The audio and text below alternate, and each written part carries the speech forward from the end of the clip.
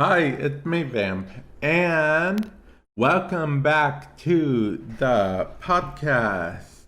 I actually have some stuff that I want to talk about, but it's not all Warframe related. So we'll do Warframe for I don't know, first chunk of the podcast, and if you guys want to leave, you're welcome to, of course. Or if you want to listen to the rest of, stuff, then, you're welcome to do that as well. Okay, so let's start with the Warframe thing. Okay, so we're going to go ahead and start with comments. We usually don't per se start with comments because usually I like to, talk a lot about Warframe, then do the comment section later and whatnot. But yeah, we'll start with the comments. These are comments from my YouTube channel, Warframe Madness. That's the name of the channel. So if you want to leave comments on some of my videos there for future reference, there is a chance that I'll actually read the comment on the channel and keep up with, it. Just go back and forth. I find it easier for me to talk about stuff like that on here because I can more freely talk about it and actually sort of have somewhat of a conversation with you guys and whatnot. So yeah, let's actually let's start with it. First of all, I made a video about okay, well, I actually made a few videos. First I made a video called The Wolf Strikes Back, but I think we already covered that in a past podcast, not sure. I would just run it down. Basically, what his is the Wolf of Saturn 6. He's been confirmed that he's not leaving when Nightwave leaves. It's been confirmed that he is going to have an increased spawn chance to 4%, and that goes up to 6% on higher enemy level planets, which was mostly good. And for those of you guys that guessed, actually one of you responded like right away saying, saying, okay, Darth, because, the title, it's a Star Wars reference. And I made another Star Wars reference in a video later on, which is a little surprising to me, not too surprising in a sense, but I've been making a lot of Star Wars references. I don't know why. I really don't know why. I don't keep up with the whole Star Wars verse as much as you guys think I might. But anyway, we're getting off topic. Next topic is going to be arbitrations. Okay, so on PC, arbitrations or elite alerts, as I call them, have actually received their update. Basically, what they're making it is so you can revive, your fellow teammates. Originally, it was a one life to live type mode, but because of, basically it's an attempt at finding a middle ground so people will want to play arbitrations, your casual player that might not necessarily be per se the best at the game and whatnot, still want to play it. And then you'll have your quote veteran players who, want to keep the one life to live. Trying to meet in sort of a middle-ish ground with it, but also that helps the whole host migration issue. I don't know if you guys remember back in, I believe it's episode 7, D.E. Taylor was a guest on the podcast, and we actually had a bit of conversation about the whole host migration issue. So this seems to be the starting attempt to fix it because they're hoping that this will make people less likely to leave. So host migration will be less of a thing in arbitrations or elite alerts. Let's see. There's also the fact Nightwave. Nightwave, I believe the last episode of Nightwave happened today. Don't worry, it's not the last week of Nightwave, it's just the last episode. So there will be,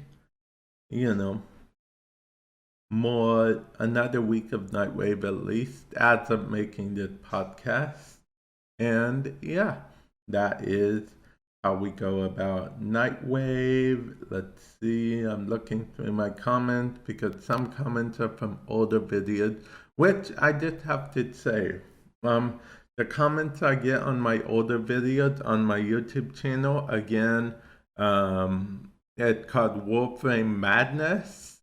If you type it in YouTube search, you should be able to find the channel pretty easy. Warframe Madness. Comments I get from people, in the past and, nowadays, I actually do enjoy the encouragement, even on older videos. Because, see, that's what this also forces me to do. Go back and check some of my older comments as well. But yeah, let's get back into it.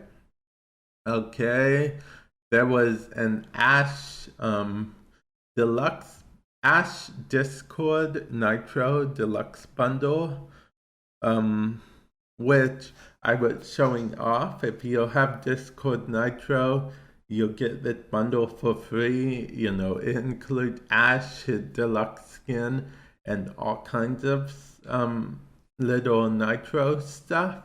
I actually mentioned about it and showed it off because I actually am somewhat partnered with Discord for, that particular thing. But yeah, I go into a little bit more detail about that on the video itself. But people were saying, that they actually, wish they could get this, or, they actually like that it's a bundle. Although there was someone, which, I agree with, hopes there's more frames in the future, which I hope there's other frames in the future. Right now it's PC only though, but like I said in the comment to them, because I do reply to my comments sometimes as well, I didn't have Ash on my PC account. Normal Ash, I only had Ash Prime, so that was actually good. They gave me an Ash for free. And some of you may know Ash is annoying to get. It used to be easier back in the days of the raids. But don't get me started on the raids in Warframe. That's a whole other topic. Okay. And then yesterday, well, it will be yesterday if you're watching this, the day it comes out. If not, it will be the other day. The other day, I posted a video about how I upgraded my audio setup. Basically, what I did, in case you're curious, is I bought something off Amazon that I believe it's called a wind filter or something. It's supposed to help with wind. Not that I'm in a windy situation a lot. It's just sometimes when I talk, I pronunciate a certain way, and like it may do emphasis on certain syllables, which will make it so actual like wind type comes out. That could like basically how someone would go and that could make the mic do its pop thing. So hopefully this reduces that at least a little bit. And I was surprised by how many supportive comments I got on that. Saying that I should keep it, that it sounds great, and stuff like that. So, yeah, I was happy about that. Now, I'm going to say right now that, if I remembered something in Warframe, I will bring it up. But for the rest of the podcast, or a good chunk of the podcast left, I will be talking about other stuff besides just Warframe. Because, I like to talk about stuff that's important to me with you guys as well. Warframe is very important to me, as you know, but I also have other stuff. I'm not just a robot that does nothing but play Warframe. Okay, but anyway. Okay, so I watch a few anime. Lately I've been getting into what is it called? A Wise Man's Grandchild. Don't know if you guys have heard of that, but it's a pretty fun anime. I saw the third episode the other day, and I'll be honest, I was a little disappointed. The only reason I was so disappointed, I said a little, then I followed up by so. But that's simply because of the fact that now it's easy to picture where the anime's going. Have you ever watched an anime where you're interested in the first episode, interested in the second episode, but then by the third episode you're like, oh, I know where this is going? I'll probably still watch it, but I'm not as excited for it as I was. Now, see, Shield Hero is another anime. It's the exact opposite for me. I am actually interested in where it's going. I have a vague idea, but it's I don't know for sure, and I actually care to find out. That is it with that. Of course, like I said, Shield Hero is another anime. But let's move on from anime for a moment. I woke up this morning, right, super tired, as people do sometimes when they wake up. I wasn't exhausted tired, it was more of a I don't feel like doing anything today type tired. You wake up, you're like, can we go back to bed yet? I don't feel like doing anything.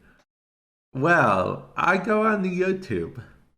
I'm subbed to Netflix thing, so I not just I have a Netflix account, but also I am actually subbed to the Netflix YouTube channel. So I go on the YouTube, I check it, guess what it shows? A trailer for Lucifer Season 4. Yes, you heard me right. Lucifer Season 4. If you guys haven't watched Lucifer, I recommend you check it out. This is not sponsored by Lucifer or sponsored by DC podcast or anything like that. I just like that show. It's a very good show. Now, give it a real chance, okay? Because I'll be honest, the earlier episodes had terrible CGI, mostly because of the fact that it wasn't very well funded, and it did end after season 3. It kind of got quote unquote cut off, but Netflix picked it up, so that means they have more freedom with the budget, more freedom with what they can and can't show on TV with what they can say or can't say, because I believe it was an, I want to say, ABC show before, which means it was network TV. And don't get me wrong, I like a lot of shows, some shows that are on network TV, but there are certain things you can and can't say. There's a lot more freedom with like Netflix. All they have to do is like bump it up a rating and there we go. And even then they can say stuff that they wouldn't be able to say on network TV just because it's more accepted on something like Netflix or Hulu or Amazon Prime or something like that. Okay, but I just want to let you guys know that that is, and it's not too far from now. Honestly, it's the, if I remember correctly, 6th of May, and May is next month. From at the time of me recording this video, it's just next month. I don't gotta wait till like mid to late next month either. It's literally the 6th. I'm just very excited about it.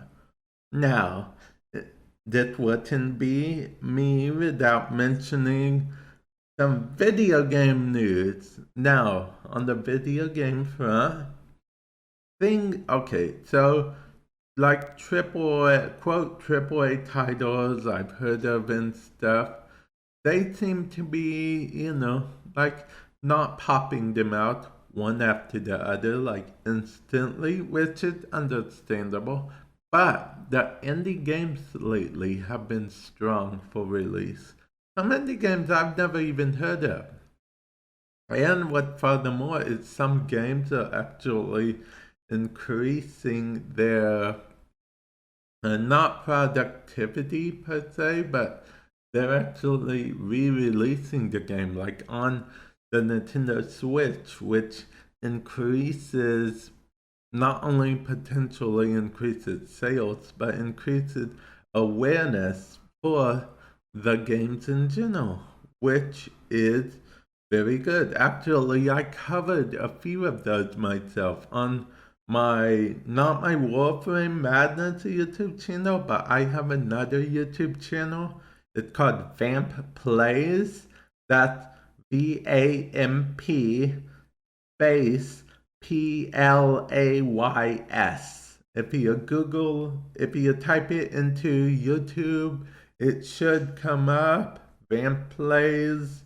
It's my second channel. It's actually something that it's a channel I hold near and dear to me, but I'll be honest, it's not doing the best in the world, so it bumps me out a bit from time to time, but it's okay. It's okay. I'll continue to do stuff on it.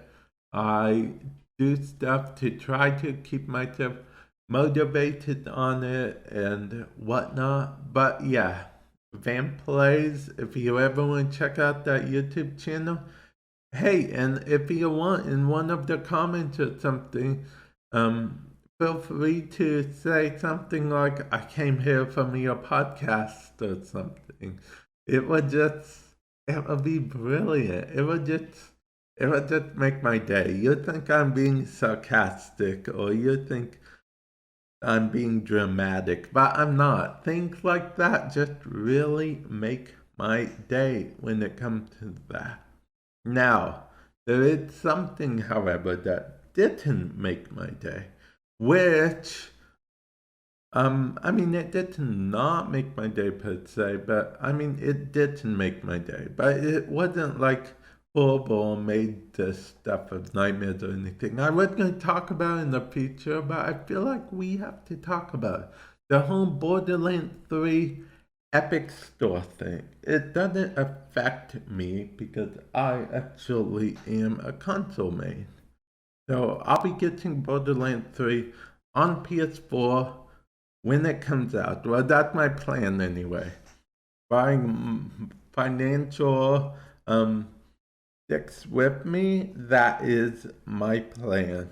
to actually get on console. So we'll see what happens with that.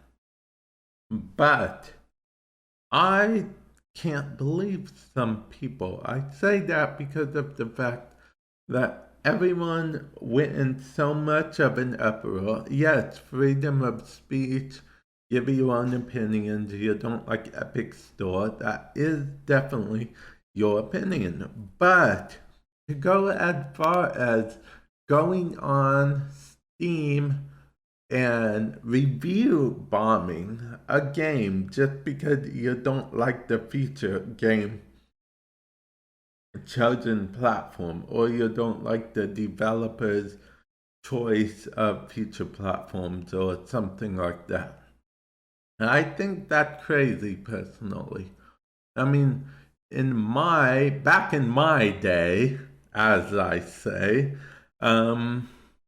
reviews for games were actually reviews on how the games were themselves, not reviews on, oh, I don't like the decisions that were made on a feature game. So yes, mention that you don't like it by all means. That's how you get companies and devs and stuff to listen, give actual feedback. It doesn't all gotta be positive or negative. Just actual constructive feedback. But I mean, going on an older game that they did and just like all millions, hundreds of negative reviews, even going as far as, creating a bunch of accounts and stuff just to negative review, that's, I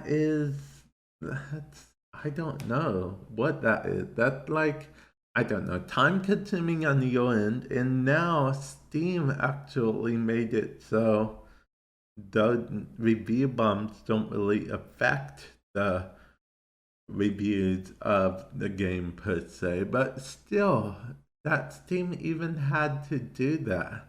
That just seems odd to me.